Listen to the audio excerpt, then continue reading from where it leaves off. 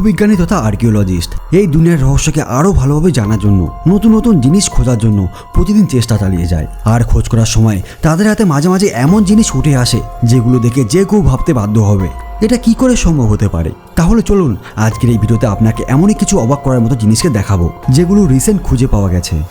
Unicorn. ইউনিকর্নের ব্যাপারে হয়তো আপনারা অনেকেই শুনেছেন, যেটা পরীদের নিয়ে বানানো অনেক মুভিতে দেখা যায়। ইউনিকর্ন ঘোড়ার মতোই একটি পশু ছিল, যার মাথায় শিং আর শরীরে দুই দিকে পাখির মতো দুটি ডানা থাকতো।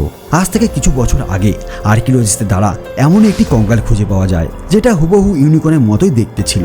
এরপর 2012 সালে উত্তর কোরিয়ার শাসক কিম জং ঘোষণা করে যে তিনি নাকি একটি জ্যান্ত ইউনিকর্ন খুঁজে পেয়েছিল। তারপর তিনি এর জন্য অনেকদিন ধরেই বেশ সমালোচনাতে ছিল। তারপর 2016 সালে আর্কিওলজিস্টরা সাইবেরিয়ান ইউনিকর্নের একটি অবশেষ খুঁজে পান, যেটা প্রায় 29,000 বছর পুরনো ছিল। The lost golden city. এই অদ্ভুত গোল্ডেন শহরটি কয়েক হাজার বছর ধরে বালির নিচে চাপা পড়া ছিল। ভূবিজ্ঞানীরা বলে যে এই লস্ট গোল্ডেন সিটি প্রায় 3,400 বছর পুরনো। এটাকে ইজিপ্টের সবচেয়ে বড় অ্যানসিয়েন্ট সিটি মানা হয়। এই শহরটা অনেক ধনী ছিল। এখানে অফিস, বড় বড় বিল্ডিং, এমনকি সোনার ভান্ডার, অনেক অদ্ভুত ধরনের পাত্র ইত্যাদি খুঁজে পাওয়া গেছে।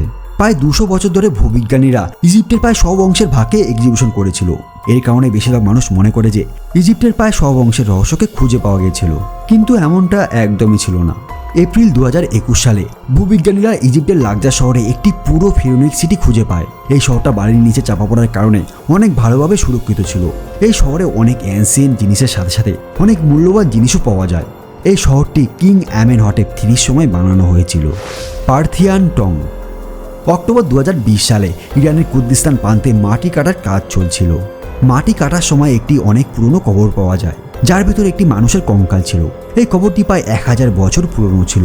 পুরনো কবর আর তার ভিতর মানুষের কঙ্কাল থাকাটা কোনো নতুন বিষয় ছিল না, কিন্তু নতুন এবং অবাক করার বিষয় ছিল এটা, কঙ্কালটা একটি মাটির তৈরি অনেক বড় পাত্রের ছিল। এটাই প্রথমবার দেখা গিয়েছিল যে কাউকে মাটির তৈরি পাত্রের ভিতর রেখে কবর দেওয়া হয়েছিল। কিন্তু কেন এমন করে কবর দেওয়া হয়েছিল এটার উত্তর জানার জন্য বিজ্ঞানীরা অনেক গবেষণা করে। ওই পাত্রের ভিতর কঙ্কালের সাথে তরোয়াল, ছুরি ছাড়াও এমন অনেক জিনিস ছিল যেগুলো দেখে এটা মনে করা হয় যে এই কঙ্কালটা হয়তো একজন সৈনিকের ছিল। তার মৃত্যু হয়তো কোনো যুদ্ধের সময় হয়ে গিয়েছিল, আর তাকে হয়তো সম্মান দেওয়ার জন্যই এই মাটির পাত্রটি ব্যবহার করা হয়েছিল। কিন্তু আপনারা কি মনে করেন নিচে কমেন্ট করে বলতে পারেন। ইংলিশ সিমিটারি। ইংল্যান্ডে এই খোঁজ হওয়ার পর পুরো দুনিয়া জুড়ে এটাই হেডলাইনে ছিল। এখন হয়তো আপনারা এটাই ভাবছেন এই কবরস্থানে এমন কি ছিল। মানে হলো ইংল্যান্ডের কিছু মানুষ ঘর বানানোর জন্য মাটি কাটছিল, তখন তারা ওখানে অনেক পুরুষ মানুষের কঙ্কাল দেখতে পায়, আর তারা সবাই আলাদা আলাদা ছিল। এরপর আর্কিওলজিস্টদের কাছে এই খবরটি দেওয়া হয়। আর্কিওলজিস্টরা অনেক গবেষণা করার পর এটা বলে যে এইসব নরকঙ্কালগুলো ওইসব মানুষদের ছিল যারা সবার প্রথমে ইংলিশে কথা বলতো। মানে আমরা বলতে পারি যে সবার প্রথমে ইংলিশে কথা বলা শুরুটা এইসব মানুষদের কাছ থেকেই শুরু হয়েছিল, কিন্তু তাদের ইংলিশ আজকের ইংলিশের থেকে অনেক আলাদা ছিল। কিন্তু আমরা আজ যে ইংলিশে কথা বলি সেটা ওইসব মানুষদের ইংলিশের বিকশিত রূপ। আর্কিওলজিস্টদের মতে ওইসব মানুষটা জুট সভ্যতার মানুষ ছিল। Terracotta soldier. চীনের একটি গ্রামে যখন একজন কৃষক তার জমিতে মাটি কাটছিল, তখন হঠাৎ করেই তার নজর একটি স্ট্যাচুর উপর পড়ে, যেটা মাটির নিচ থেকে বেরিয়ে আসে। সেই স্ট্যাচুকে দেখার পর তিনি আরও মাটি কাটতে শুরু করে। তারপর তিনি একটা পুরো স্ট্যাচুর সেনাবাহিনীর দল খুঁজে পায়। সেখান থেকে কয়েক হাজার সেনার স্ট্যাচু মাটির নিচ থেকে বেরিয়ে আসে। বন্ধুরা, এই স্ট্যাচুগুলো চীনের একটি শাসকের ছিল, তিনি নাকি অনেক নিষ্ঠুর ছিল। তারপর এই জায়গাটিকে চীন সরকার নিজের অধীনে করে নেয় এবং আরও মাটি কাটতে শুরু করে। তারপর এখান থেকে আরও 8,000 সেনার স্ট্যাচু আর তার সাথে রথও পাওয়া যায়, যেগুলো ঘোড়ার সাথে বাঁধা ছিল। আশেপাশে স্থানীয় মানুষদের মতে এই স্ট্যাচুগুলো অভিশপ্ত স্ট্যাচু ছিল, যার কারণে কেউ যদি এই স্ট্যাচুগুলোকে দেখে তার সাথে কোনো না কোনো খারাপ কিছু অবশ্যই ঘটে। Ethiopian monolith.